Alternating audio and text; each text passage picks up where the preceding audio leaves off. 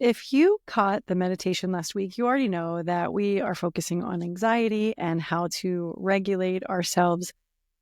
We, my friend, are living in wild times and it is coming at us from all directions. So stick with me. Today, we are going to keep it real. We are going to reset our energy and we are going to step into our power. Hey there, my sister, my friend. Welcome to the Dr. Tanya B podcast with me, Dr. Tanya B. I am here to help you be your best, most authentic self, your life, your way. We're going to talk everything self-care, self-love, mindset, and personal growth with a splash of hippie woo.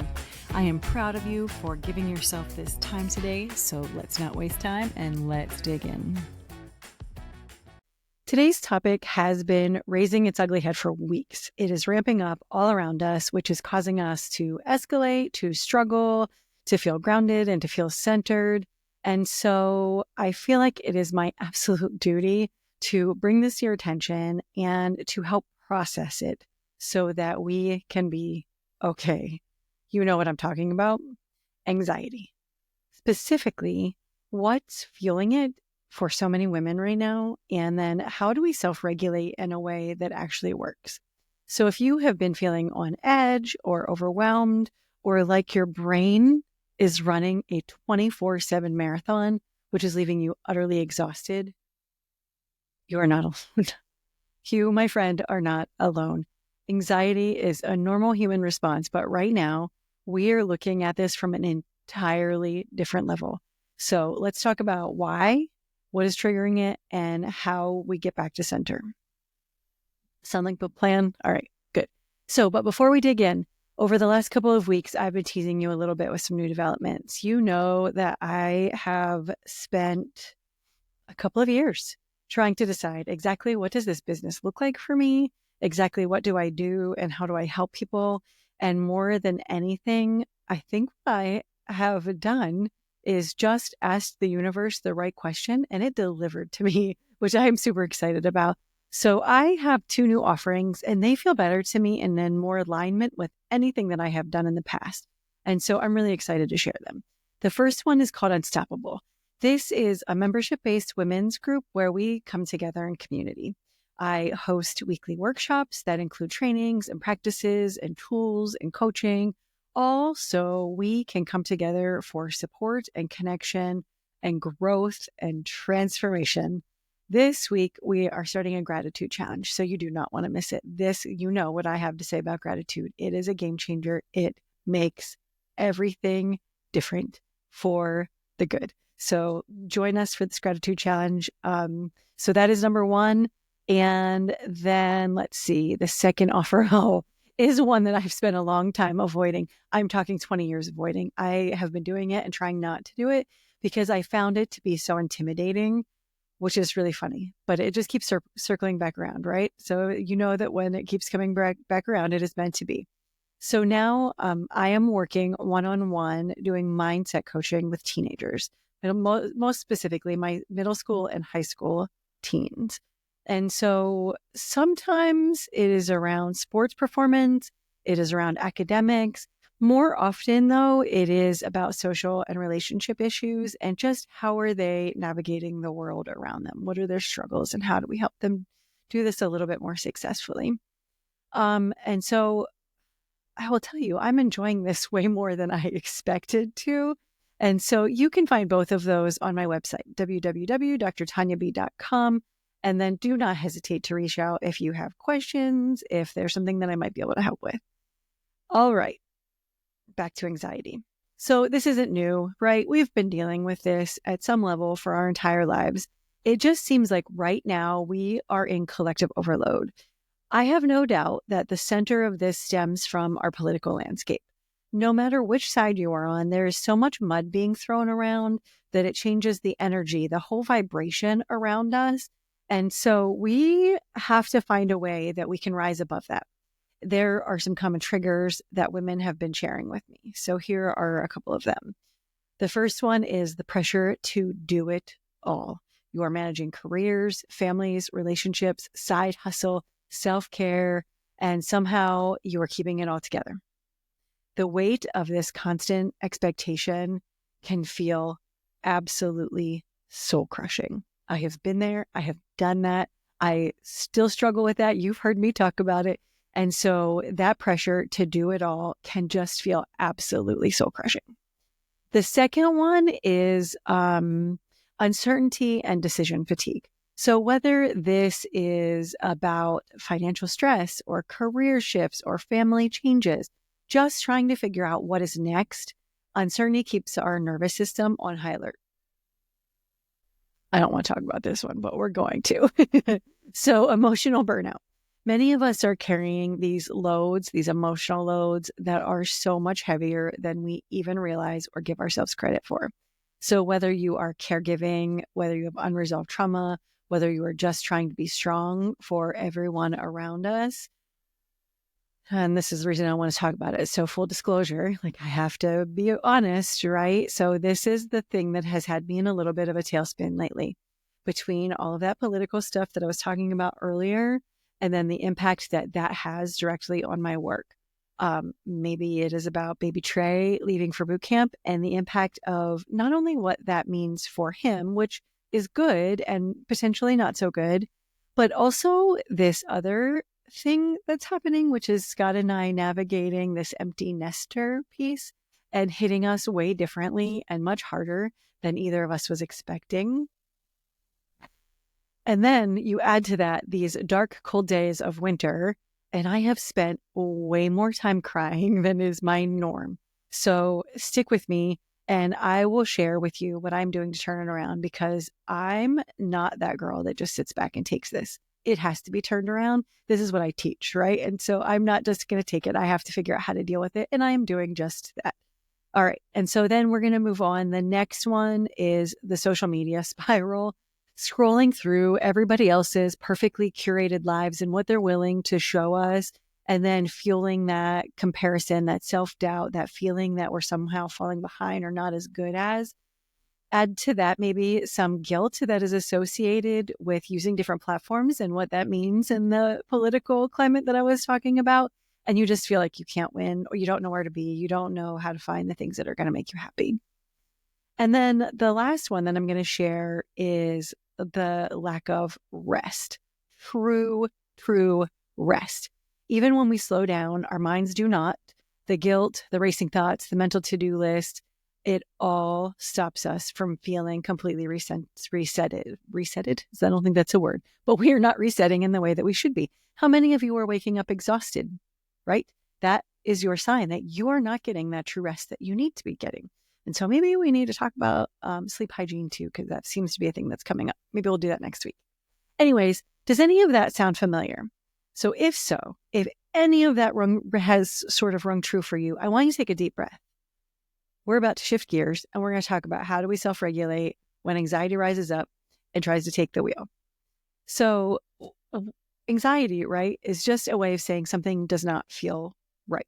It is something is off. I am not okay. But instead of letting that sort of ramp up, escalate, or spiral out of control until you snap, because that's where your reaction is and what you want, something that you won't be proud of later. Maybe you say or do something that is not your norm and not what you want for yourself. And so there are a number of ways that we can sort of stop that spiral from happening. I'm going to share them. I'm going to share a couple of them. And what I want you to do is choose what feels right for you. So try them all, or other ones, or combinations of them. There's no wrong way as long as you feel better. All right. So the first one is grounding techniques. So when your thoughts start racing out of control, when you engage your senses, you can pull this back into play. So try this one. This is the 5-4-3-2-1 method. You might have heard of it. So what you do is you name 5 things that you see. So 5 things that you see, 4 things that you touch, 3 things that you hear, 2 things that you smell, and 1 thing that you taste. It's not important that you do them in the right order. If you change up like which one is 5, which one is 4, it doesn't matter. The point is that what you're going to do is pull yourself out of your head so that you stop that spiral and you're going to focus on the present moment. You're going to notice what's going on around you. And then another one is breath work. I know that I talk about breath work a lot, and you know what? It's one of my favorite things to do. It is a great go-to method, and it turns out it's free. You can do it anywhere you want. It's there. It's always available to you, right? And so here's one that you can try. So you inhale for 4, you hold that for 4, and then you exhale for the count of 6. So you inhale for the count of 4, you hold it for the count of 4, and then you exhale for the count of 6. When you repeat that for a few times, you will notice your body immediately start to slow down and relax. That long exhale activates your parasympathetic nervous system, and that is the part of your brain that tells you that you are safe. So that is a great one. And then something else that I always love talking about, but I don't do it a ton here. I feel like maybe we're going to need to dig into this a little bit more too. But it is balancing your chakras, right? So when you chakra clear for emotional balance, everything changes. So anxiety will often show up in different areas, different chakras. Usually it's going to be your solar plexus, which is right about where your ribs come together, right under your heart. That is your self-control, and that is your self-worth. Another one is your heart center, which is right where your heart is. And so that has a lot to do with your emotional overwhelm. And then the throat chakra. This is your suppressed expression. So all 7 of the main chakras are equally important. But I especially notice that women are struggling with the throat chakra. This has to do with control. So we need to have control because we are in charge of managing everything. And then so that is one that's really important. And then the other one that is really important is the ability to speak your truth. I'm not talking about going whole hog and being awful to everyone all of the time, but you have to be able to deliver your feelings in a way that serves you. And is honest to a degree. Like, honest doesn't equal mean, but you have to be able to speak your truth and to be able to put that out there. So no matter which chakra you want to boost, you can breathe into that area. So you just choose that area. If it is your throat, just visualize your throat and then visualize a warm light clearing that space. So that will allow your energy to sort of flow freely again. So just visualize that light, take a breath into it, let it clear and flow. Feel the light kind of come in and through it. If you're watching, you can see my hands. If not, all I'm doing is as you breathe into your throat, you're just letting all of that negative energy and that restriction go on your exhale. I also have a free chakra clearing meditation on my YouTube channel. So I will link that in the notes. Just use it. I think it's 10 or 12 minutes long. You can use it as you go to sleep. You can use it when you wake up. It doesn't matter. So I'll link it in the notes and you can take a look at that. And then the next one is perspective, right? This is the power of reframe. And so anxiety loves to tell you stories. It's going to ask you questions like, what if I fail? What if I'm not good enough? What if I can't handle this? I notice a lot of women when they are being challenged or pushed to do something new or different, their immediate reaction is like, nope, not capable of that. And so you need to reframe that, right? You need to flip the question. You need to flip the statement, and you need to ask something along the lines of, what if I do succeed? What if this is the breakthrough that I've been waiting for? I don't have any issues doing this. I can figure this out. And so those words that you use matter, and they make all the difference, right? And then the last one is just move your energy. I am not talking about running full marathons. We have talked about this. I am never expecting you to do more than your body can handle, but your anxiety gets stuck in your body. This happens with any negative emotions, anything that traumas and things that you are struggling with. You get to just move that out of there. You can shake it off. Literally, you can shake it off. Pull up the Taylor Swift song if you need to. I'm here for it, because you can dance, you can stretch, you can walk. Any movement that allows that to just sort of loosen itself from wherever it's being held in your body signals to your brain that you are not in danger, and it will help you reset your nervous system. Okay. I think then, most importantly, I want you to give yourself permission to pause. You do not have to push through. You do not have to force yourself to get over it. You do not have to suffer in silence. Your feelings are valid. They do not have to run the show. Does that make sense?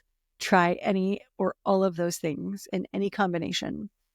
And then if any of this hits home for you, I want to invite you to the women's community that I was talking about earlier that is called Unstoppable. This is where I am bringing us together for support, for connection, for transformation. This is where we are ditching the overwhelm, the disappointment, that feeling of not being enough. I host live weekly workshops that include topics like this, practices and healing modalities. I give you tools, and we are coaching live. We are coaching so that we can ground and we can grow. You do not have to do this alone. We rise together. This is where we move from surviving to thriving. You can join by going to my website, which is www.drtanyab.com/unstoppable. The link is also in the notes. All right, this is what I want you to remember for today. Anxiety does not have to define you. It is just a signal in your body. You have the tools to respond with power and grace. You are capable. You are resilient. You, my friend, are unstoppable. Thank you so much for spending your time with me today. If this episode helped you, I want you to send it to a friend who also needs it. And don't forget to hit subscribe so that you never miss an episode. All right. Have a great day. I love you.